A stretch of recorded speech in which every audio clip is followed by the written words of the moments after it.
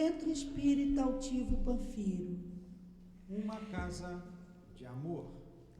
Boa tarde a todos, sejam todos bem-vindos a mais uma reunião aqui no nosso CEAP. Quem faz o estudo hoje é o Cláudio Conte, ele vai falar sobre Kardec. A sustentação no momento do passe vai ser feita pela Silvana, que é trabalhadora da casa, e a sustentação vai ser do Evangelho, capítulo 18, muitos os chamados, poucos os escolhidos, a porta estreita. E eu tenho só alguns avisos aqui a dar, é sobre a sacolinha de Natal que a gente já está distribuindo, e fica ali na livraria. Se alguém quiser adotar, apadrinhar uma criança, depois do estudo é só procurar a livraria, que tem ainda bastante sacolinha ali para a gente distribuir. Amanhã, dia 8, domingo, nós vamos ter aqui na casa o encontro de Kardec. É o primeiro encontro que vai para falar de Kardec na nossa casa. E vai de 8h30, o Newton pediu para chegar aqui por volta de 8h30, mas o início mesmo do encontro é às 9h, de 9 ao meio-dia. Então, estão todos convidados. Vai ser meio-dia de muito estudo, e é sempre muito bom os encontros, que a gente aprende sempre muita coisa, tira dúvida. Então, estão todos convidados para amanhã estarem aqui para participar do encontro da nossa casa. Nós temos também o atendimento fraterno, se alguém tiver com necessidade de tirar alguma dúvida, algum esclarecimento, tiver com algum problema, que queira conversar, sempre depois da palestra pública, se houver a necessidade, só ficar sentadinho no lugar de vocês, que a gente encaminha um trabalhador para que possa orientá-los melhor. Nós temos também ainda os grupos de estudo. Essa casa aqui tem estudo a semana inteira, todos os dias, né? A semana inteira, de manhã, à tarde e à noite. À tarde, sempre por volta das 17 horas. Durante a semana tem estudo. E são tantos estudos, né? Evangelho, Livro dos Espíritos, todos os livros da codificação, mais obras de André Luiz, Dona Ivone Pereira. Nossa, são tantos, né? A gente tem todos os horários no marcador de página que a gente tem ali na livraria. Então, depois, se alguém quiser saber o horário, domingo tem Evangelho, domingo tem Memórias de um Suicida. Nossa, é muito estudo, né? Quando a gente para assim para falar, a gente vê que é muita coisa. Então, é só ver um horáriozinho, tem as lives também. Todos esses estudos vocês podem acompanhar pelas lives, porque a gente tem que estar sempre estudando, gente. A doutrina espírita é a doutrina da fé raciocinada. Então, para a gente poder colocar em prática, a gente precisa estudar, e estudar muito. Eu vou pedir, por favor, que, se possível, desligarem os celulares ou pôr no modo vibra, para que ele não toque na hora do estudo, na hora do passe, porque sempre que o telefone toca, a nossa atenção foge. E aí, por favor, eu gostaria de pedir, se houver a necessidade de atender, não tem problema, pode ir ali fora atender, mas sempre deixando no modo silencioso. Então, eu vou dar início à leitura da porta estreita. Entrai pela porta estreita, porque a porta da perdição é larga. O caminho que a ela conduz é espaçoso e existem muitos que entram por ela. Como é pequena a porta da vida, como é estreito o caminho que a ela conduz, e como são poucos os que o encontram. Mateus 7, 13 e 14. Tendo alguém feito a Jesus esta pergunta: Senhor, são poucos os que se salvam? Ele lhes respondeu: Esforçai-vos para entrar pela porta estreita, pois eu vos asseguro que muitos procurarão por ela entrar e não conseguirão. E quando o pai de família houver entrado e fechado a porta, e vós, do lado de fora, começardes a bater, dizendo: Senhor, abre a porta para nós, ele vos responderá: Não sei de onde sois. Então começareis a dizer: Nós comemos e bebemos em tua presença e nos ensinaste em nossas praças públicas. E ele vos responderá: Não sei de onde sois. Retirai-vos de mim, todos vós que cometei iniquidade. Haverá então pranto e ranger de dentes, quando virdes que Abraão, Isaque e Jacó e todos os profetas estão no reino de Deus e que vós ficais fora dele. E muitos virão do Oriente, do Ocidente e do Setentrião e do meio-dia, e terão lugar no banquete do reino de Deus. Então, aqueles que são os últimos serão os primeiros, e os que serão os primeiros serão os últimos. Lucas 13, 23 a 30. Vamos agora elevar os nossos pensamentos a Deus, agradecendo por estarmos mais uma vez, Senhor, na Tua casa, atendendo o Teu convite, o Teu chamado, para escutar as Tuas palavras. Hoje, o nosso irmão Cláudio vai falar sobre Kardec, esse ser tão iluminado, que nos trouxe o conhecimento dessa doutrina, que tanto nos fortalece, nos encoraja, em Teu nome, Senhor. Agradecidos assim, em nome da espiritualidade amiga, que prepara o ambiente para nos receber, em nome da direção espiritual da nossa casa, em nome de Jesus, mas sempre em nome de Deus, nosso Pai, te pedimos a permissão para darmos início ao estudo da tarde de hoje. Graças a Deus. Eu vou passar a palavra agora para o Cláudio, ele vai falar para a gente um pouquinho sobre Kardec, vai até 10 para as 6. Tá, Cláudio? Bom estudo.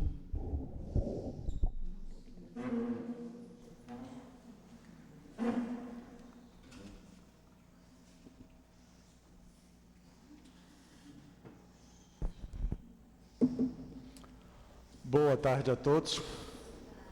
Que a paz do nosso Mestre possa estar conosco, nos auxiliando ao estudo de hoje. Quando eu comecei na doutrina, um pouco depois que eu comecei na doutrina, eu fui assistir uma palestra no Leon Denis, e o altivo estava falando. E ele falou que nós precisávamos ser mais kardecistas. E como eu já tinha pouco tempo na doutrina, mas aquela ideia de que nós não somos kardecistas, nós somos espíritas, estava entranhado na minha cabeça, que no movimento espírita nós temos algumas ideias bem consolidadas. E aí me chamou a atenção, né? Me causou espécie de altivo, que eu já tinha ouvido muito falar de altivo, dele falar que precisávamos ser mais kardecistas. E durante um bom tempo eu meditei a respeito daquilo, né? No primeiro momento eu estranhei, mas fiquei quieto, não perguntei nada, também não tinha muito o que perguntar. E infelizmente, e eu digo realmente infelizmente, que até hoje eu sou obrigado a concordar com o altivo, né?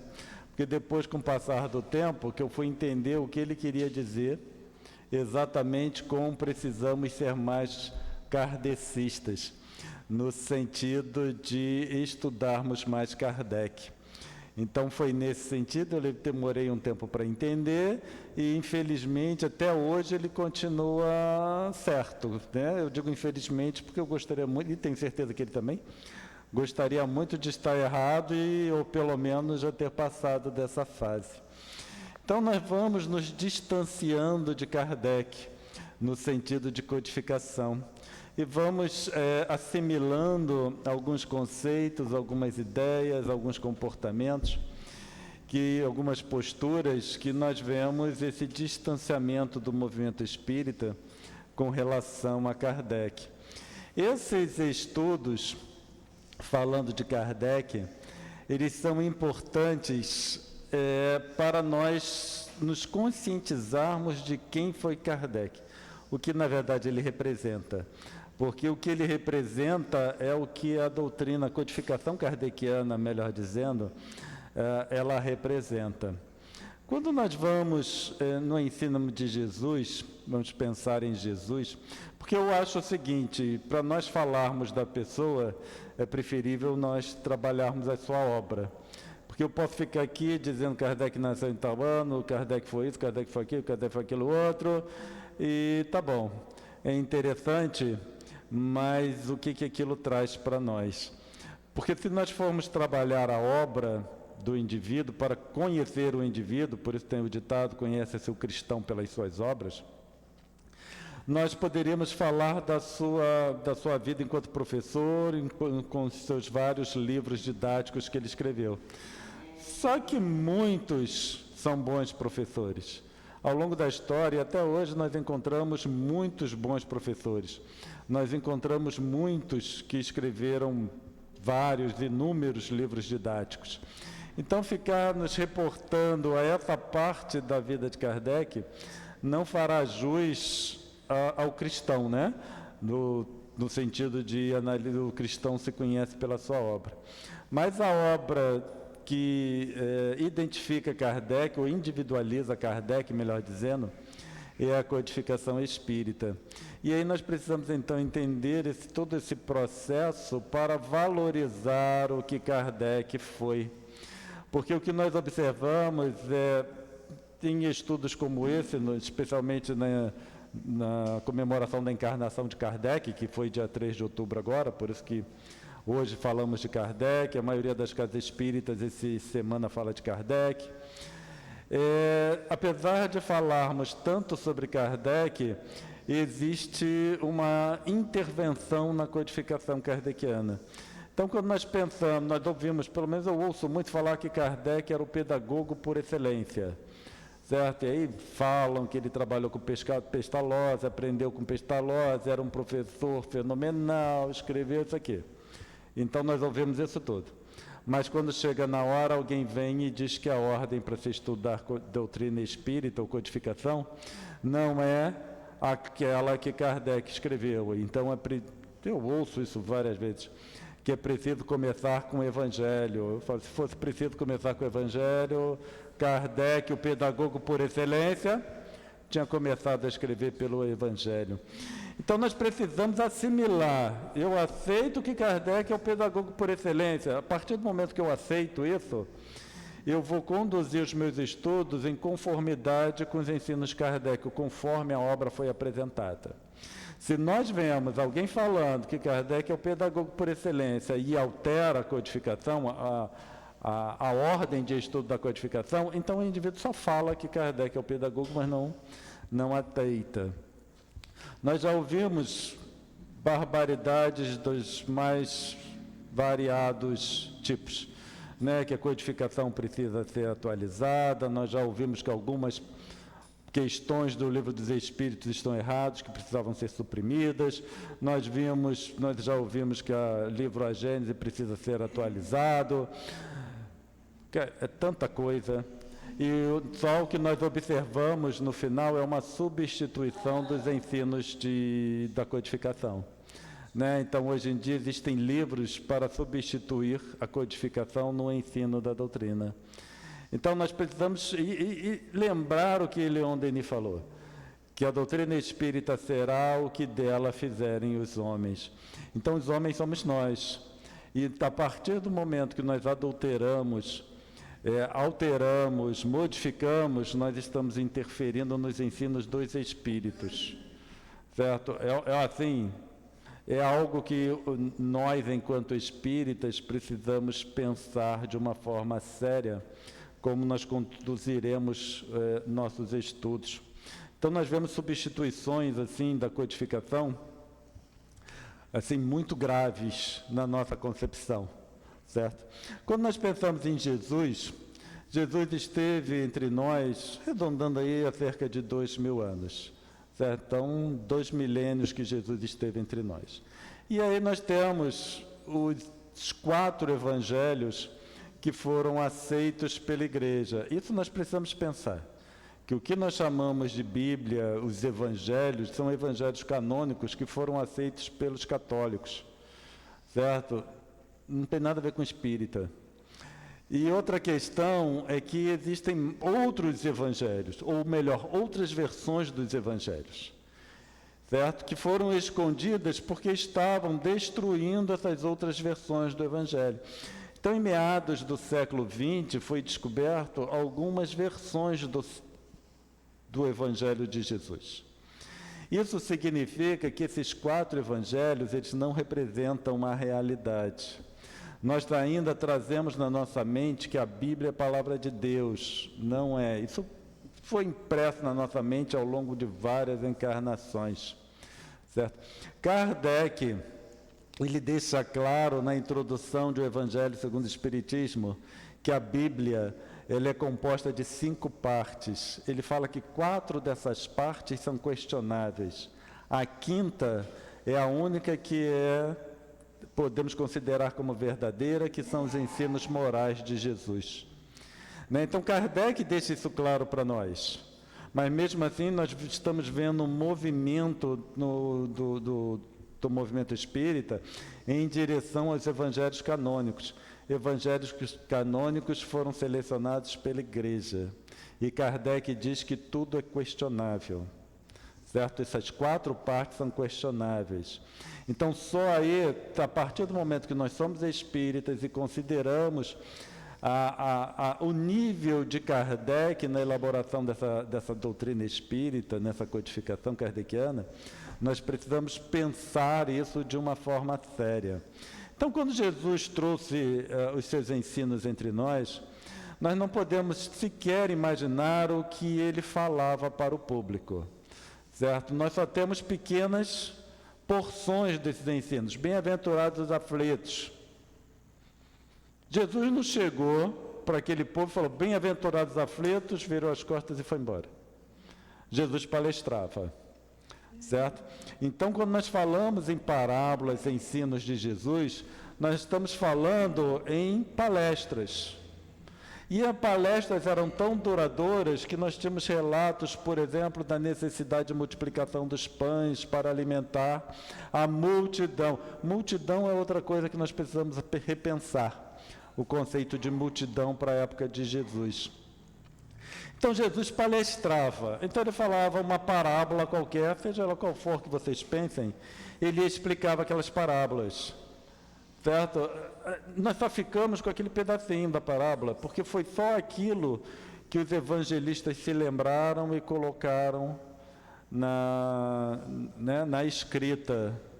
Então, ele falava e ele explicava para o povo o significado das parábolas. Então, Jesus falava por parábolas, porque as pessoas não entendiam? Não. Jesus ilustrava os seus conceitos através de uma parábola e ele explicava. Tá? O que isso significa? Porque quando nós pegamos que Jesus falava por parábolas, parece só que ele chegava e falava parábola. E acabou, ia embora. E cada um entendesse o que bem entendesse e pronto. Quando nós pensamos que Jesus exemplificava através das parábolas, isso significa que ele explicava. Então, as pessoas que estavam lá, eles ouviam. Isso é ponto 1. Ponto 2, multidão. Multidão na época de Jesus, quando nós lemos lá, uma multidão acompanhava Jesus, não era uma multidão tipo Rock in Rio, entendeu? Porque Rock in Rio tem todo um sistema de som que comporta aquela multidão. Jesus não tinha nem isso aqui, né? Comparado com o Rock in Rio, esse sistema de som aqui é muito pequeno. Nem isso Jesus dispunha. Então, Jesus era apenas a voz, com a voz que ele palestrava. Então, por multidão, nós vamos interpretar que era uma quantidade de pessoas, certo? Que conseguiam ouvir Jesus falando. Então, não podia ser muito distante, porque senão as pessoas lá no fundo não iam ouvir. Eu fico imaginando aqui, sem o microfone, se esse salão tivesse cheio, o quanto eu ia ter que falar alto para o pessoal lá na última cadeira me ouvir. Então, essa é outra questão. O que isso significa? Que uma pequena parcela de pessoas ouviram os ensinos de Jesus, certo? E aí nós temos o quê? Nós temos que, ao longo de vários séculos, o que nós tivemos, o que as pessoas, os encarnados na Terra tiveram, eram frações dos ensinos de Jesus e muita interpretação desses ensinos, certo? Isso está na codificação, não estou falando novidade não, parece que eu estou falando novidade, mas está lá, os Espíritos falando, né, que os erros que no cristianismo encontram-se todas as verdades, os erros que nele se encontram são de origem humana. Então, está lá na codificação. E o que isso significa? Que tem muitos erros naqueles 4 evangelhos. Kardec sabia disso. Tanto que, quando ele começou a elaborar o Evangelho segundo o Espiritismo, foi muito interessante. Porque ele não falou para ninguém. E quando eu digo para ninguém, é para ninguém mesmo. E por que eu sei disso? Que está lá no livro Obras Póstumas, que nós encontramos lá a elaboração do Evangelho segundo o Espiritismo. E ele não falou para ninguém por quê? Porque ele sabia que o nosso acervo é carregado de interpretações equivocadas dos ensinos de Jesus. Então ele não falou para ninguém, para nós termos a noção do nível de entendimento de um espírito como Kardec, quando ele estava elaborando, né, conjuntamente com os espíritos, a codificação kardeciana. Então ele não falou para ninguém, nem para os seus amigos, seu círculo de espíritas, de trabalhadores ali da sociedade espírita, nem dos editores. E ele começou a coletar informação, mensagem dos espíritos. Porque se eu quero, né, se eu, Cláudio, quero uma informação vinda dos espíritos, eu não preciso informar vocês disso.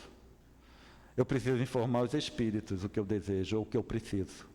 E foi o que Kardec fez. Ele informou os espíritos. E os espíritos, então, se encarregaram de dar a informação de que Kardec necessitava. E ele começou a coletar essa informação, certo? E aí nós temos as instruções dos espíritos no Evangelho segundo o Espiritismo.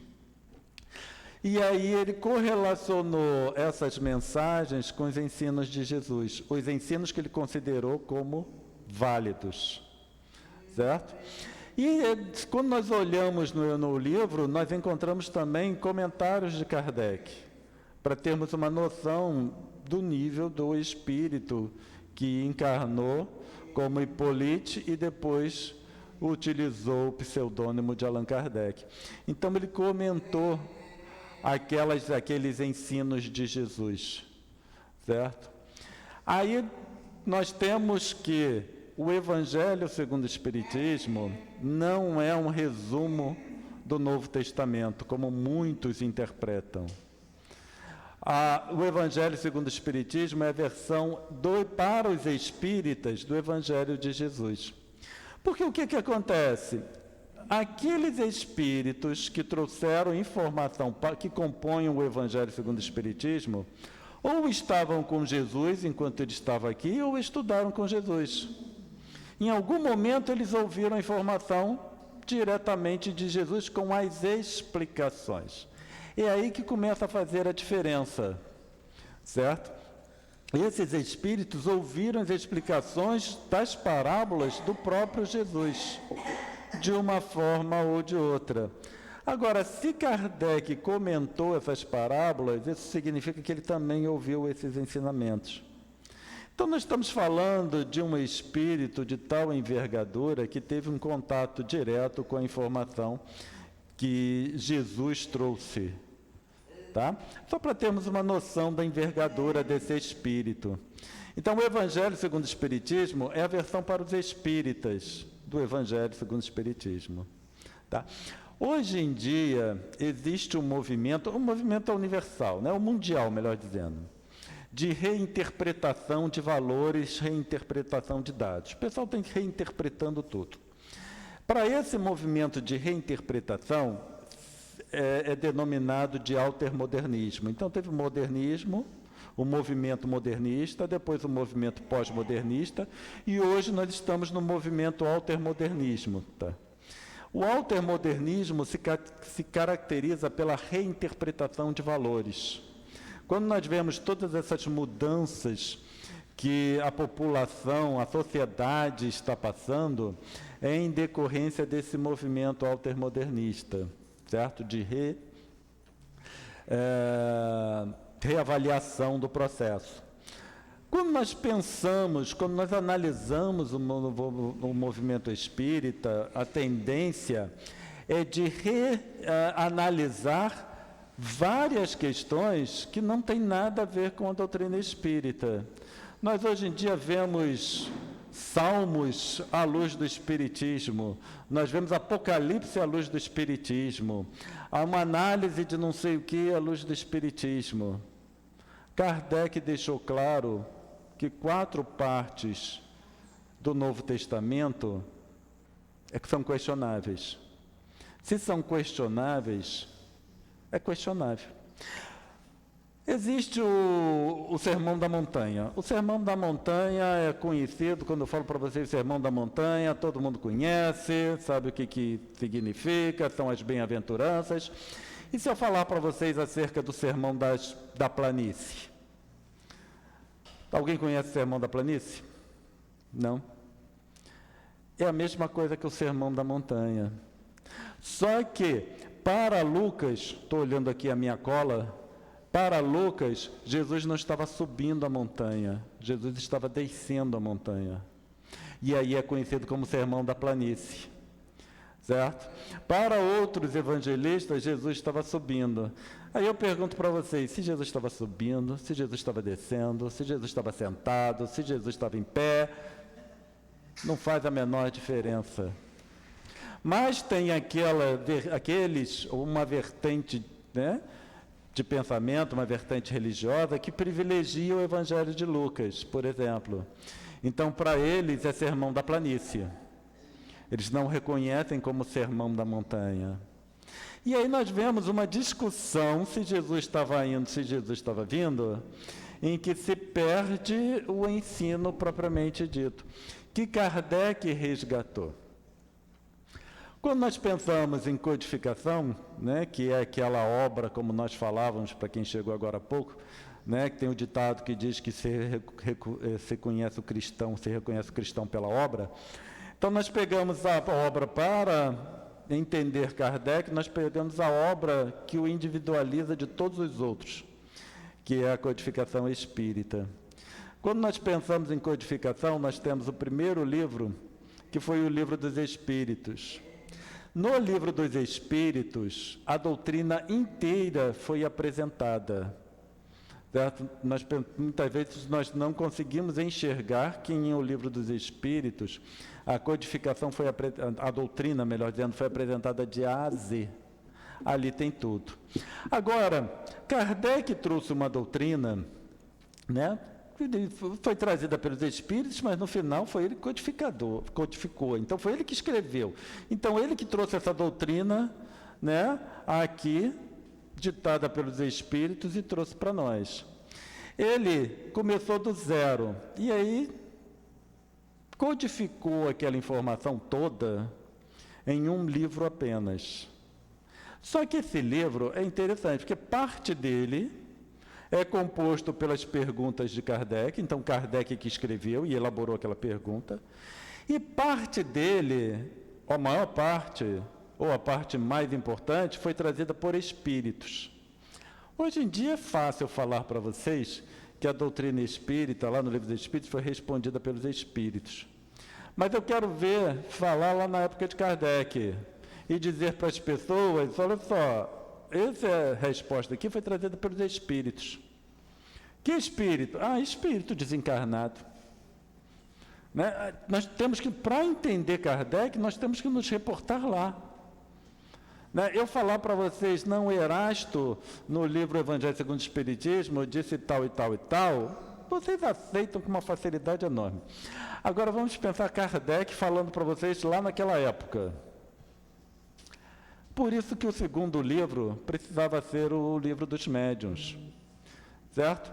Porque ele trouxe a codificação, né? Codificou o livro dos Espíritos, apresentou aquele livro, e só que aí ele precisava mostrar para vocês, para nós, certo? Pessoal daquela época, toda a teoria por trás daquele meio de comunicação. Então, o livro dos médiuns, no final, é uma compilação dos estudos de Kardec acerca da mediunidade. Porque Kardec, a primeira vez que falaram para ele assim, tem uma mesa que está lá batendo, girando, levantando, Kardec falou, isso aí é um estudo, é um fenômeno elétrico ou magnético qualquer. Certo? Ele desconsiderou completamente aquela informação. Como nós desconsideraríamos completamente tal informação. Quando falaram para ele, Kardec, só que na época ainda não era Kardec, né? Ainda era Hipólite. Olha, Hipólite, seja lá como tratavam Kardec, a mesa está respondendo. Aí ele falou, então eu quero ir lá ver.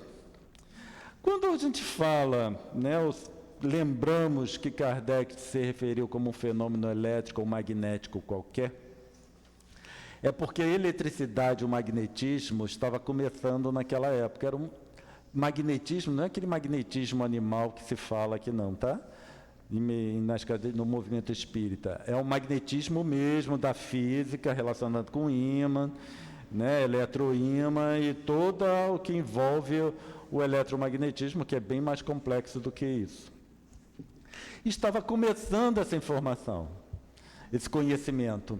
Então, tudo era relegado como um fenômeno elétrico ou magnético. E é nesse sentido que Kardec relega um fenômeno elétrico ou magnético. Esse magnetismo animal, que até hoje se fala sobre magnetismo animal, aquilo é pré-Kardec, certo? E hoje já se sabe que aquilo não é um magnetismo propriamente dito, que é até uma terminologia muito errada, que leva muitas pessoas a olhar com maus olhos essa terminologia, porque magnetismo significa outra coisa. Hoje, para a ciência, magnetismo significa outra coisa. Tá? E com a doutrina espírita, nós vemos que não é magnetismo, que é fluido. A ação de fluido. Eu sei que na codificação ainda se usa o termo magnetismo, em alguns momentos ele usa magnetismo e magnético, mas isso já devia ter caído, né? Para nós já deveríamos ter deixado de usar esse termo e assumido que é fluido. Tá?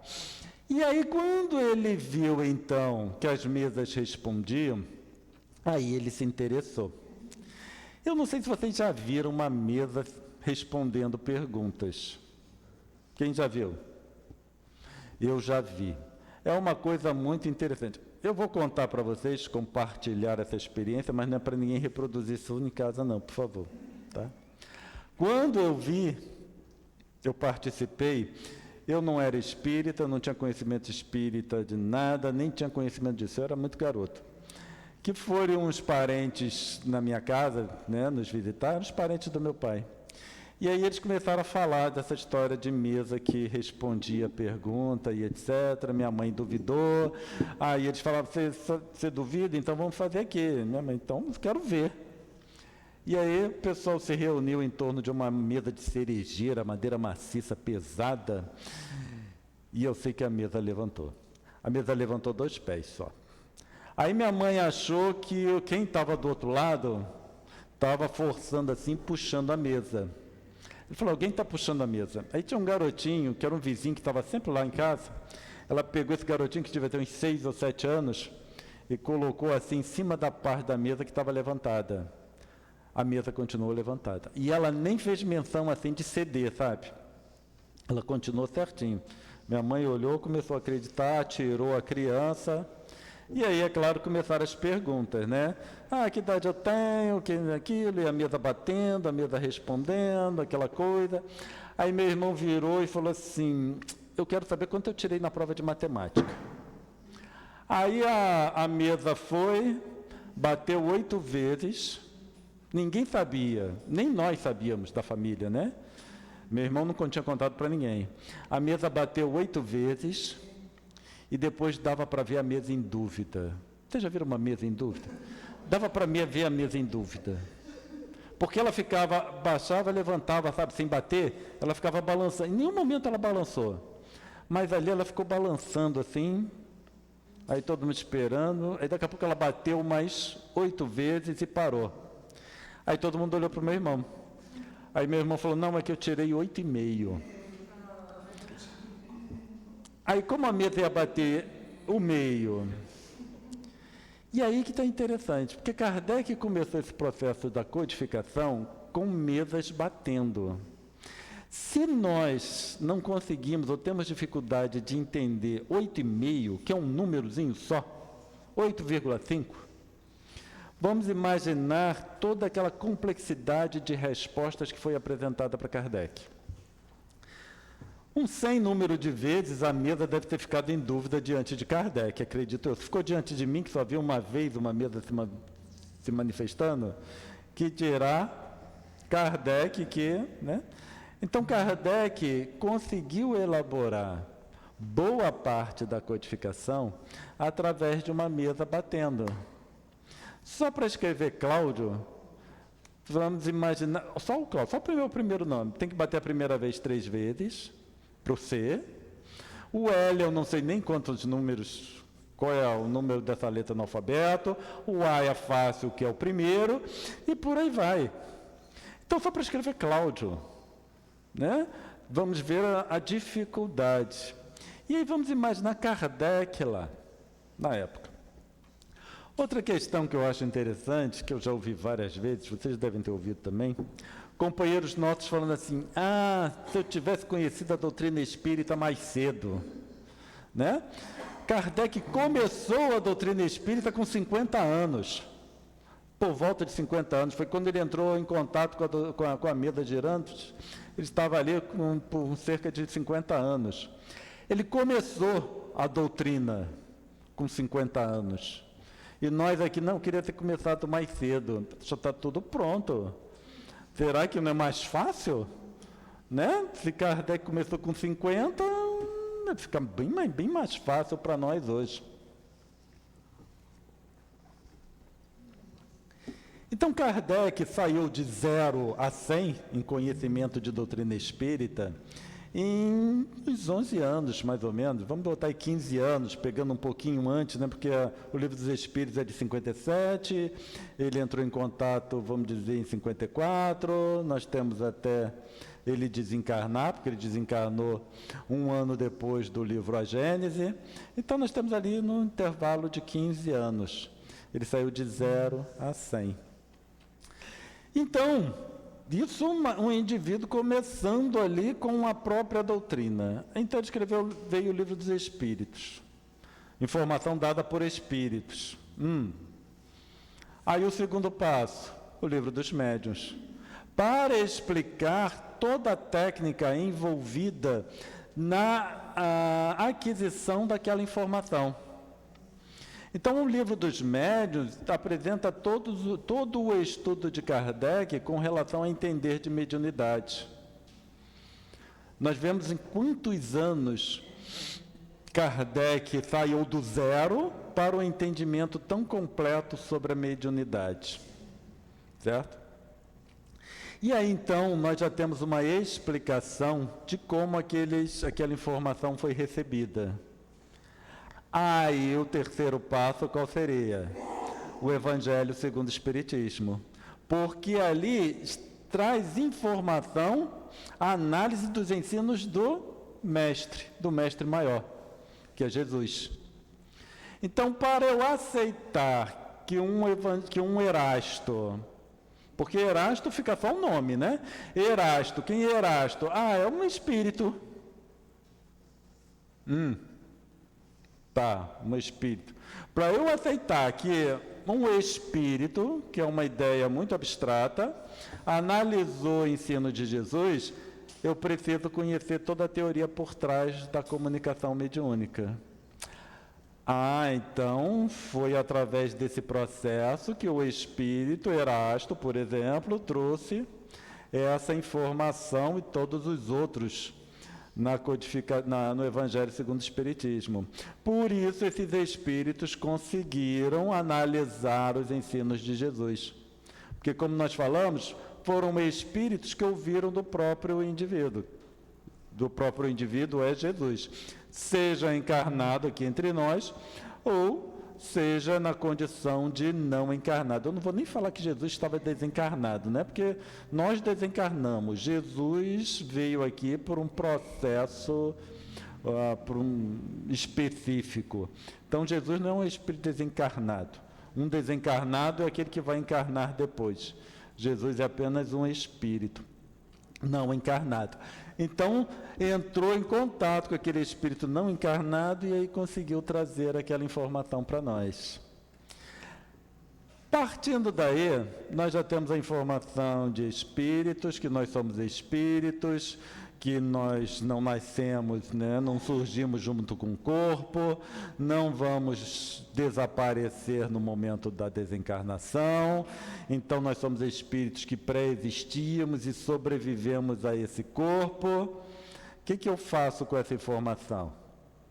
Aí vem o Céu e o Inferno. O Céu e o Inferno é um livro altamente interessante. Porque no primeiro momento, na primeira parte do livro Céu e Inferno, Kardec compara os conceitos vigentes, certo?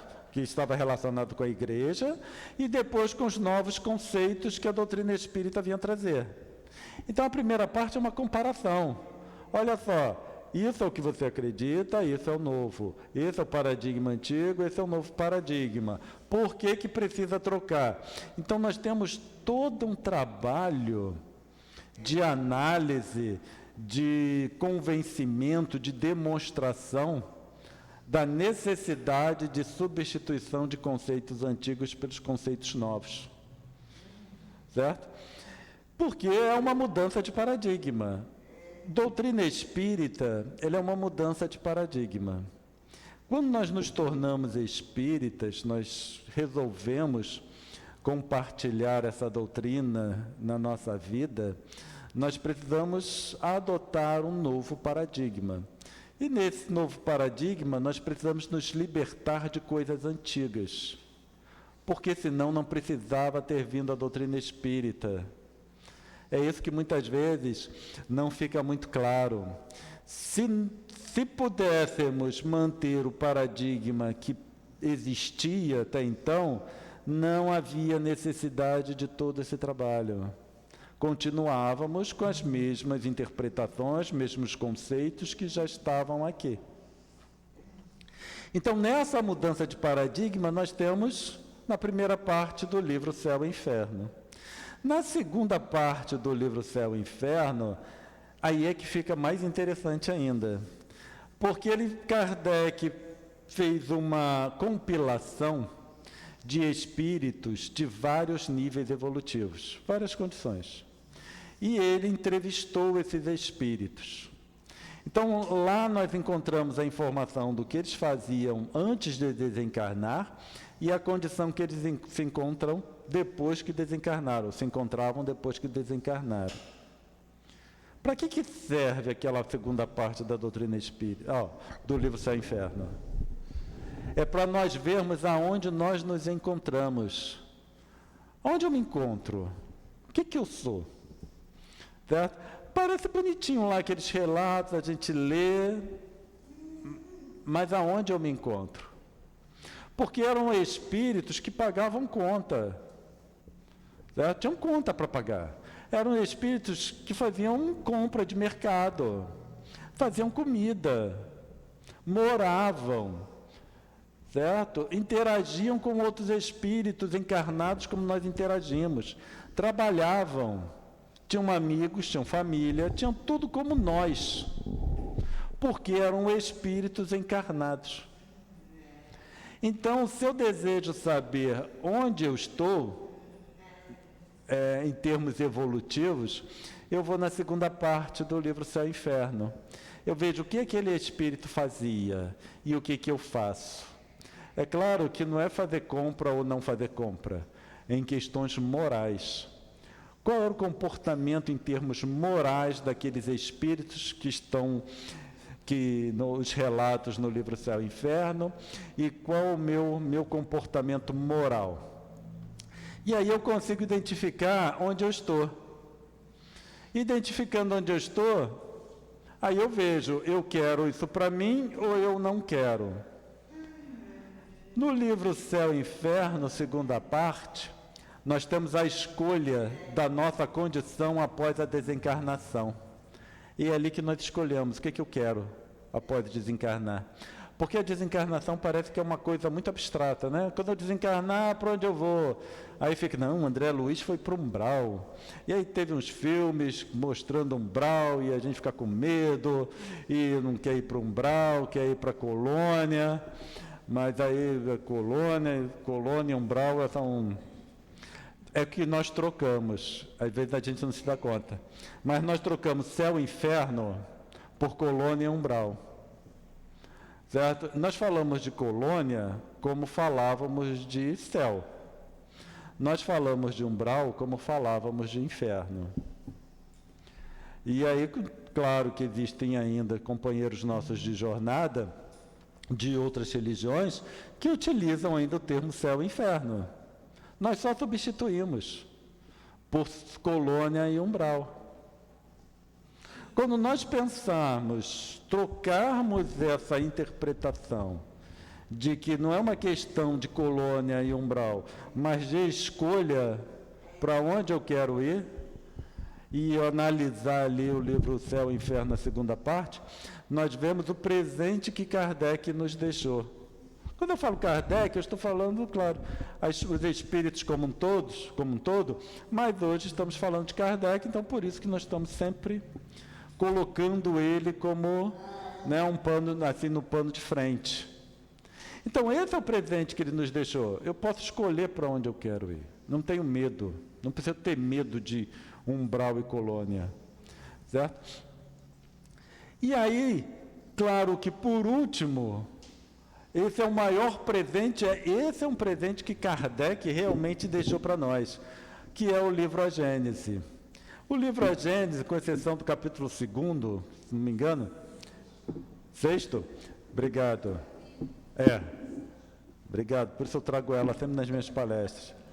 Com exceção do capítulo 6º, que foi psicografado por Flammarion, não, por Galileu. O Flammarion foi o médium, né? Mas o espírito se apresentou como Galileu. Alguns dizem que foi Galileu Galilei, mas lá não tem nada disso. Está só como Galileu. Como tem tantos Galileus por aí, só Deus sabe se foi Galileu Galilei ou não. Assim como Jesus. Tem tantos Jesus por aí. Falando em Jesus, eu estava uma vez em atividade de trabalho, eu estava com 2 colegas.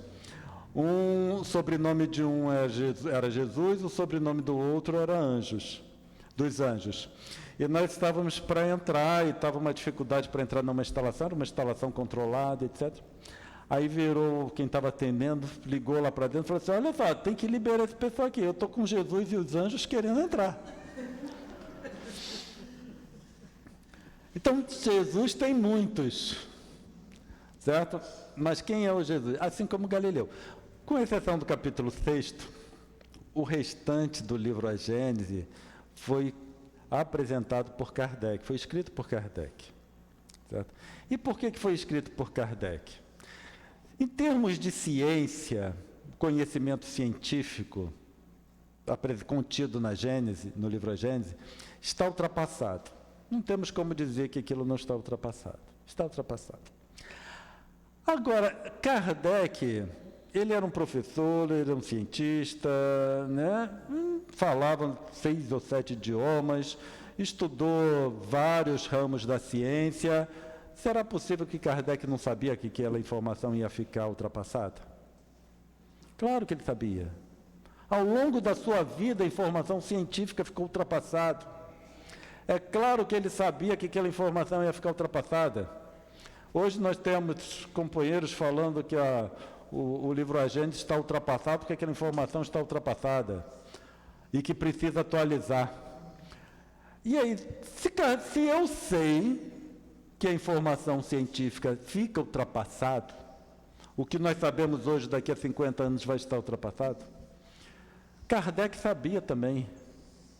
Eu não tenho como me achar melhor que Kardec, ou que eu sei mais que Kardec. Claro que ele sabia. Se Kardec sabia disso, e mesmo assim ele escreveu, aí eu preciso procurar então o que ele queria com aquele livro. Que não era apresentar informação científica, porque ele já tinha vários livros de ciência escritos. Ali naquele livro, ele nos prepara para o porvir.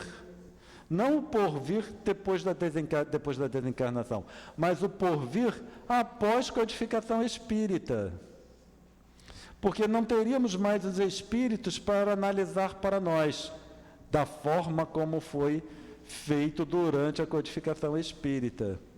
Então, ali ele nos ensina a analisar informação à luz da doutrina espírita. Por isso que é ele que escreve. E quando nós vamos olhar, ele analisa a informação disponível na época. Então, o que eu preciso aprender ali no livro A Gênese, ou o que nós precisamos aprender no livro A Gênese, é analisar a informação.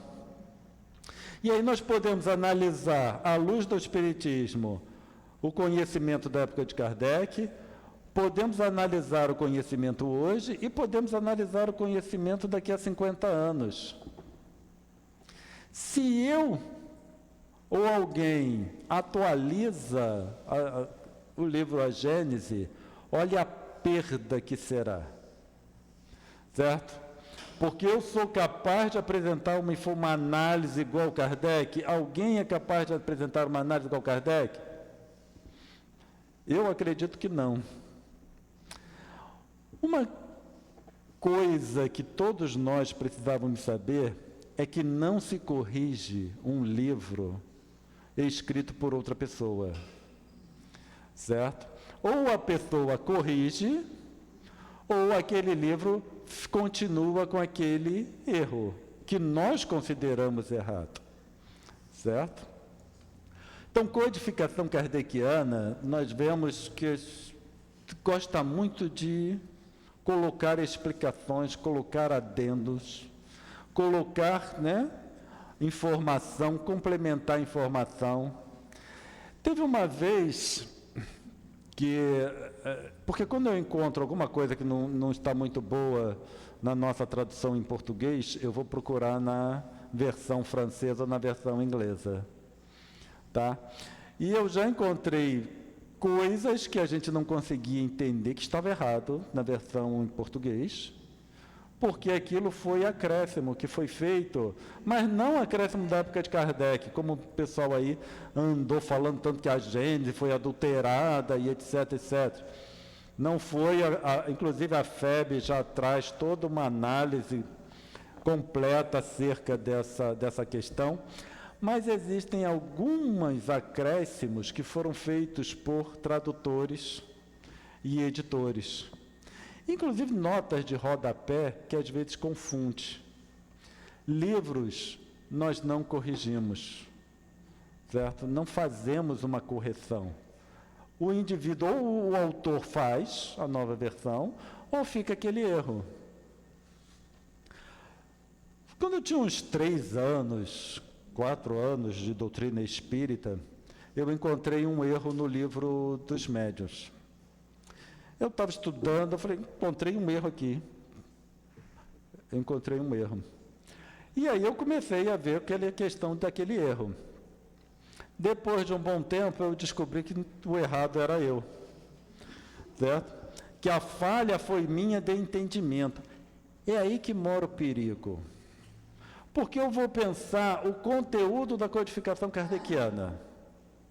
É um conteúdo, não 2 mais 2 igual a 4, que se eu escrever 2 mais 2 igual a 5, vocês me corrigem facilmente. Ou se eu disser que o capítulo psicografado foi o 2º, alguém vem e me corrige, não, foi o 6º. Não é uma coisa desse tipo. É informação que está muito além da nossa capacidade de entendimento.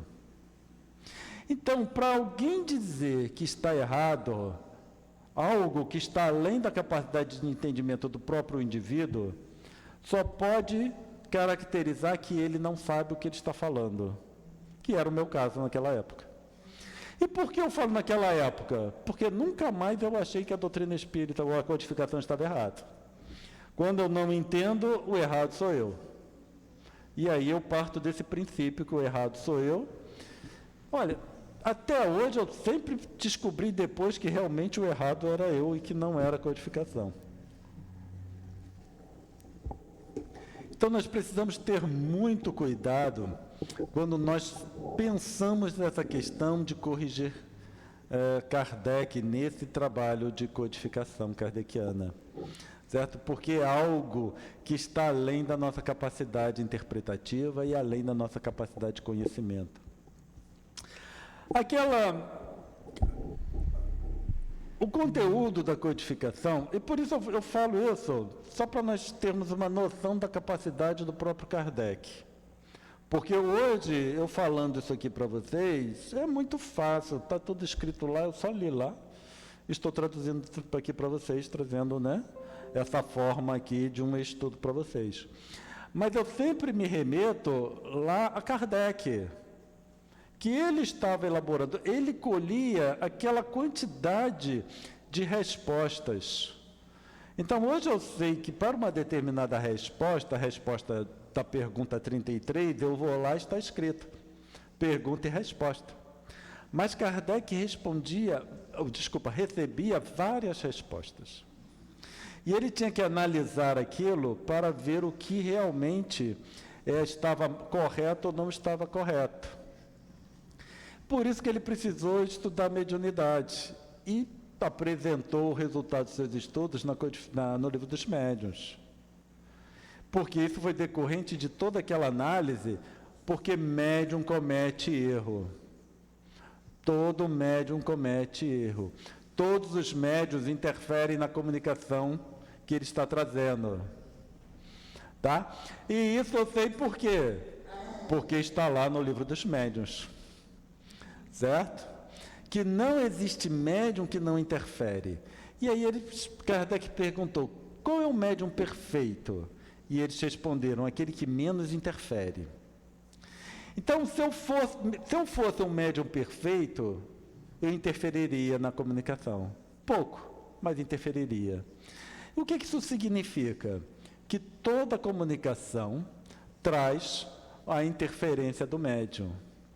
E aí, por isso, Kardec, estudando mediunidade, escrevendo o Livro dos Médiuns, ele optou para a elaboração do Evangelho segundo o Espiritismo não falar para ninguém, para não trazer fomentar a interferência do médium.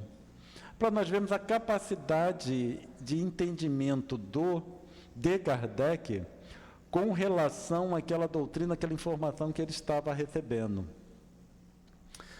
Hoje é fácil. Se eu faço uma psicografia qualquer e quero enviar para vocês, aí eu vejo o grupo, né, o grupo de WhatsApp do povo aqui da casa, boto aquela comunicação no grupo do WhatsApp, eu acabei de receber, em 1 minuto, 2 minutos, todos vocês já têm essa informação.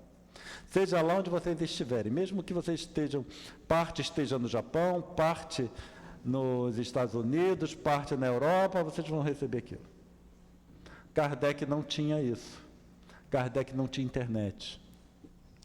Kardec não tinha nem computador para digitar. Certo?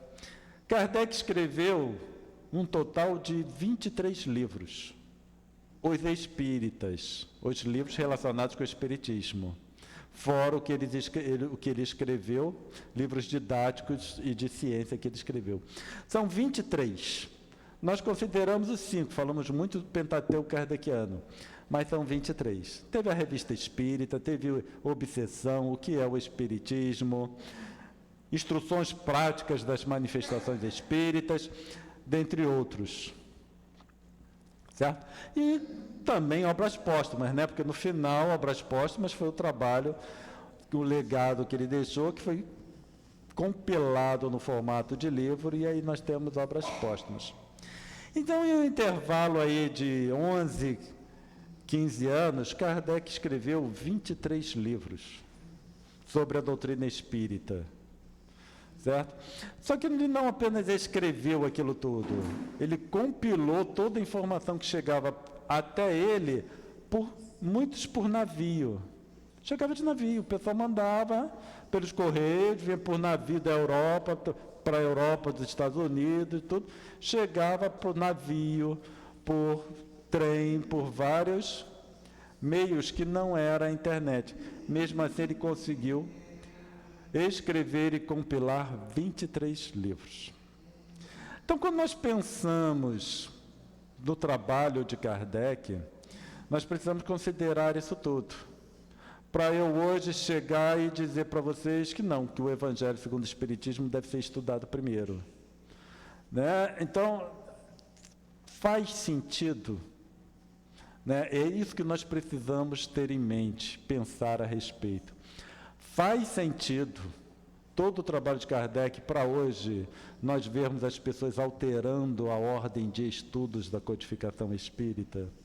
Faz sentido hoje em dia nós termos livros substituindo a codificação espírita? Né? E nós ouvimos muito falar, e tem casas espíritas que basicamente estudam esses livros que são preparados. É que a gente não deve nem dizer, especificar o que são, né? Mas preparados por certas pessoas para em substituição da codificação. Certo? A codificação tem uma ordem para ser escrita, foi elaborada de uma forma consciente, foi apresentada na forma de uma codificação. Por que codificação? É para facilitar a nossa vida. A gente pensa, por que foi na forma de um código? Tudo numerado. Para facilitar a minha vida, a vida de vocês, a nossa vida. Porque, senão, nós teríamos que referenciar. É muito complicado referenciar parágrafos, por exemplo, de um livro, quando não é codificado. É por isso que as leis é na forma de códigos. Códigos no sentido de numerações. Porque eu só preciso citar o número. Então, lá no item 23 do capítulo 2 do livro A Gênese, não importa qual é a versão que vocês tenham, não importa qual é a tradução, não importa qual é a edição, vocês conseguem chegar com muita facilidade. Então, a codificação, ela foi apresentada nesse formato para facilitar a nossa vida. Até nisso, esses espíritos pensaram. Para hoje, nós vermos uma substituição desses livros. Para hoje, nós vermos, assim, né, deixando de lado o livro Evangelho segundo o Espiritismo, para ir em direção ao Novo Testamento, por exemplo, que é eivado de erros. O Novo Testamento é eivado de erros. E isso os espíritos nos informam. Certo? Estudar a codificação já é o trabalho de uma vida, para nós entendermos aquilo. A vantagem de espíritos elevados, né, seja encarnado ou desencarnado, espírito que apresenta um grau evolutivo tal, eles conseguem apresentar informação em camadas, para que todos consigam compreender alguma coisa. Então, nós temos camadas de informação. A codificação kardeciana, ela é toda apresentada, né, em camadas. Existe uma camada, o primeiro nível de entendimento, que aí aquele pessoa que está entrando em contato com a doutrina entende alguma coisa. Porque vamos imaginar como seria frustrante se nós começássemos uma doutrina e não entendesse nada. Mas a gente entende alguma coisa. O indivíduo que entra na doutrina, ele já entende alguma coisa, porque ele está na primeira camada. Só que eu preciso saber que ali está em camadas, para depois que eu aprender a primeira, eu procurar a segunda, para depois procurar a terceira, a quarta e assim sucessivamente. Quantas camadas tem a codificação? O Livro dos Espíritos, vocês sabem? Quantas camadas de entendimento? Nem eu, porque eu acho que eu nunca cheguei, né? Não cheguei lá naquele última camada, eu só vou saber quando eu chegar na última. Quando eu chegar na última camada, provavelmente eu não vou estar mais aqui. Então, encarnado pelo menos. 5 minutos, sim, senhora? Já acabou. Ah, eu passei. Eu passei.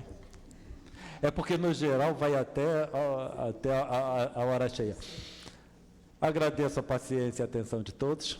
Que a paz do nosso Mestre esteja conosco. Oi? Eu até esqueci qual é o raciocínio. Ah, das camadas.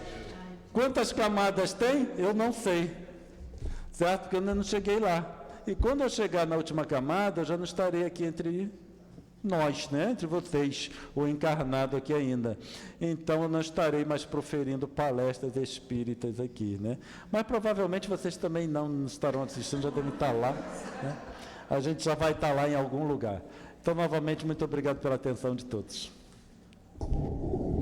Nós que agradecemos, Cláudio. Ninguém percebeu que o tempo estava passando.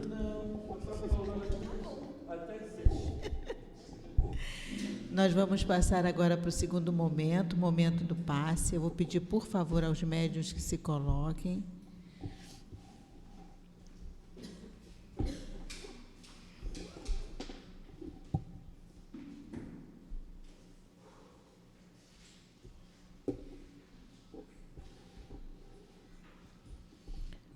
Vamos elevar o nosso pensamento a Deus, a Jesus e a todos esses espíritos que fazem parte da coluna da nossa casa, para que possamos, Senhor, receber os fluidos necessários ao nosso refazimento, que possamos, através desses médiuns, ser merecedores da cura que viemos buscar na Tua casa. Que seja em nome do Mestre Jesus, o nosso médico maior, em nome da espiritualidade que trabalha na nossa casa, mas, acima de tudo, em nome de Deus, nosso Pai, que pedimos autorização para dar início ao trabalho dos passes. Graças a Deus. Que a doce paz do Senhor Jesus nos envolva nesse momento. Falar um pouco do que é a porta estreita, né? Mais um ensinamento moral do Cristo. Aqui a gente tenta se preparar, né, com a doutrina espírita um pouco para ser um homem de bem. E ser um homem de bem para tentar adentrar nessa porta estreita, né? Mas é bem difícil, né? Por quê? Porque a porta larga diz muito o que é sobre o mundo material, né? Aqui a gente tem as facilidades do mundo material, né? É uma felicidade, né, que é suposta, né? E aquilo ali vai nos levar à derrota moral, né? O que mais a gente tem que entender, talvez, é que a gente tem que oportunizar a nossa encarnação, né? Se a gente está encarnado e já conhece a doutrina espírita, a gente já tem um diferencial, né? Então, a gente tem que aproveitar esses momentos, momento de estudo, né? Momento de pensar no nosso dia a dia, o que eu já faço de correto, o que eu não estou fazendo de correto, né? Porque aquilo que eu não faço de correto não vai me permitir passar por essa porta, né? Essa porta diz que o homem tem que procurar fazer mais o bem, né? Entender que todas as dificuldades que ele passa na vida, né, são para um bem maior. Então, diz a respeito do quê? De eu me quitar, né, com a lei, As coisas que eu fiz de errado, né, eu tenho que vir nessa vida, ou na próxima vida, ou em outras existências, para tentar me desfazer dessas mazelas, coisas que eu mesma, não é Deus que está impondo aquilo para mim, mas é aquilo que eu mesmo me permiti fazer de mal e que eu tenho que resgatar. Então, todo sofrimento, ele tem muito a ver com isso. A porta estreita é eu saber que eu preciso, né, tá me desfazendo das coisas erradas que eu fiz. Então, o sofrimento, né, aquelas dificuldades que a gente passa na vida, são essa porta estreita, né? Porque aquilo que o mundo me oferece de facilidade, né, que é a porta larga, não é ela que vai me levar ao reino de Deus, por exemplo, como fala no Evangelho, né? Se eu penso em ser um homem de bem, né, eu quero alcançar a felicidade, então eu tenho que buscar isso, e é nessa porta estreita, é pela dificuldade, né? E aí a gente pensa no planeta, né, que aqui é um planeta de provas e expiações, e a gente está em transformação, né, para regeneração. Então, assim, o que eu quero? Né? Eu quero ir, né, quero permanecer num planeta que está em transformação para um planeta melhor, né? Isso eu só consigo pela porta estreita. Eu não vou conseguir, né, alcançar uma coisa melhor, uma condição melhor, se eu não me colocar, né, nessa condição de entender que eu preciso me transformar, né? Então, assim, o que a gente chama de felicidade no mundo, né, o dinheiro, a fama, né, a posição social melhor, isso tudo é uma felicidade material, né? E muitas vezes nós conseguimos isso tudo e não sabemos usar, né? Quantas pessoas que têm uma condição social, normalmente ela não se preocupa em ajudar o próximo, né? Ela nem olha qual é a necessidade que o irmão está passando. E isso é você só viver aqui no mundo, é viver visando a porta larga, né? É a porta que não tem sofrimento, né? É a porta que não tem desespero. Então, a gente, para alcançar uma condição melhor, é isso, a gente precisa oportunizar essa encarnação. Para que deixar para a próxima, né? Porque tem gente que fala, na próxima eu me quito, na próxima eu resolvo. Não. A gente tem que procurar oportunizar aqui, o agora, né? Procurar um trabalho, né, que a gente ajude alguém, né? Tanto trabalho tem na casa espírita, né? Procurar estudar para entender qual é a necessidade de se melhorar, porque muitas vezes a gente não estuda, então a gente nem sabe por que a gente tem que se melhorar, por que a gente tem que entender que a porta estreita é a melhor porta, é a porta da dificuldade, né? Então, que a gente peça a Deus sempre o amparo, né, e a inspiração para que a gente tente melhorar cada vez mais para passar pela porta estreita. Que assim seja. Graças a Deus. Nós vamos passar agora para a leitura da mensagem do plano espiritual. Meus amados, que as palavras do Evangelho de Jesus se repita mais e mais em meio a vocês. O amor de Deus é infinito para com todos vocês. Não se perturbeis, aquietas os corações. Não se preocupas. Todos os entes queridos, irmãos, aqui foram amparados, acolhidos, com muito amor. Que continue em preces por eles, por nós, por todos. Que hoje vocês, nós, desencarnados e encarnados, possamos estar felizes nesse dia 3 de outubro, que é em 3 de outubro de 1804, que o nosso Jesus encaminha ao orbe esse Espírito, que todos nós o admiramos, o exaltamos, pela sua capacidade, pela sua elevação, por ter ouvido e colocado em prática, em ordens, tudo que o Mestre tinha dito em tempos passados. O nosso irmão Hippolyte Herlion Denisard Rivail, que nesse momento elevemos os nossos pensamentos, desencarnados e encarnados. Façamos uma pequena pausa em meditação, no intuito de gratidão, de agradecimento a esse irmão Rivail.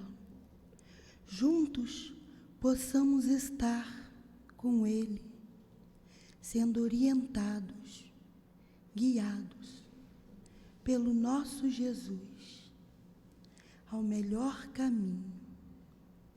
E juntos podemos estar agradecendo por cada obra, as quais deu-nos entendimentos. E se todos vocês tiverem a força, a coragem que nós tivemos e temos, caminharão juntos, guiados e orientados pelo nosso Jesus, o nosso Kardec. Todos vocês serão capazes de desenvolverem o trabalho de amor, se lerem com atenção as obras da codificação. São palavras que o Mestre Jesus ditou. São perguntas aos Espíritos. São respostas dos Espíritos. Foi Ele, Jesus, orientando, guiando Allan Kardec, o sábio dos sábios, o guiou, direcionou-o, cuidou-o, e junto à sua amada dama, ele conseguiu. Ela,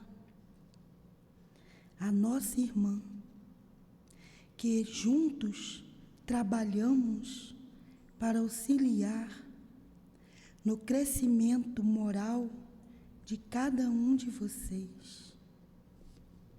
Dar-se-á essa elevação quando todos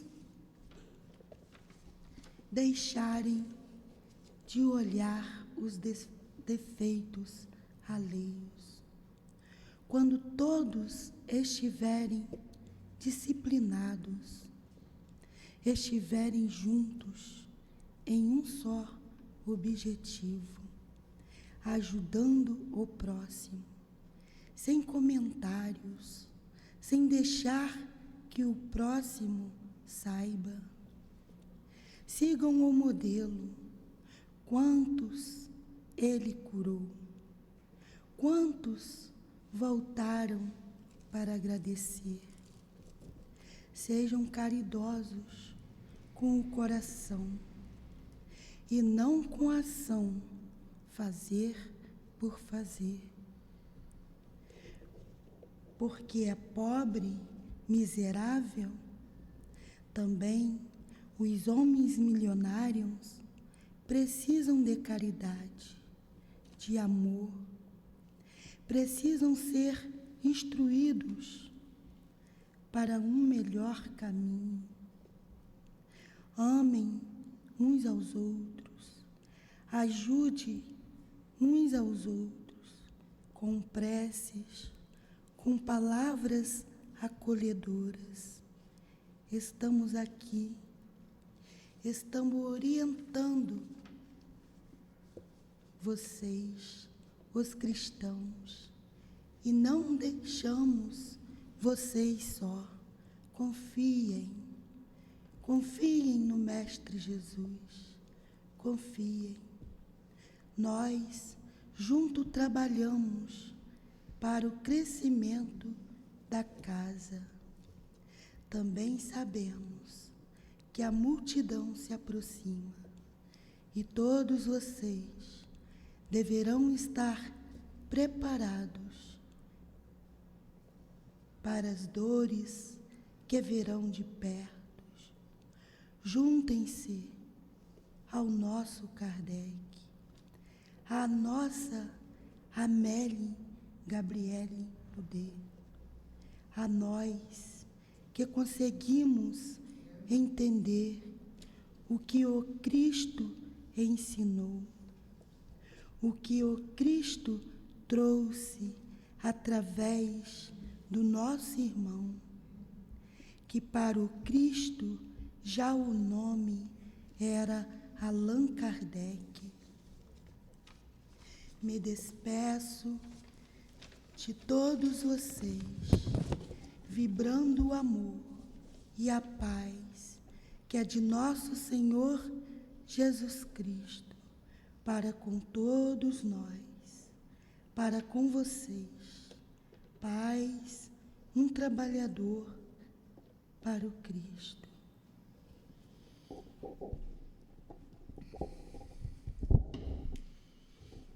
E nesse momento, Senhor, te agradecemos mais uma vez por tudo que conseguimos, Senhor, através da codificação do nosso irmão Kardec, por tudo que hoje conseguimos enxergar, graças a tudo que ele nos trouxe. Então, que nós possamos continuar trilhando o nosso caminho com Jesus e com Kardec, para que um dia nós possamos realmente chegar ao nosso caminho e ao nosso destino, para que fomos criados pelo Pai Maior.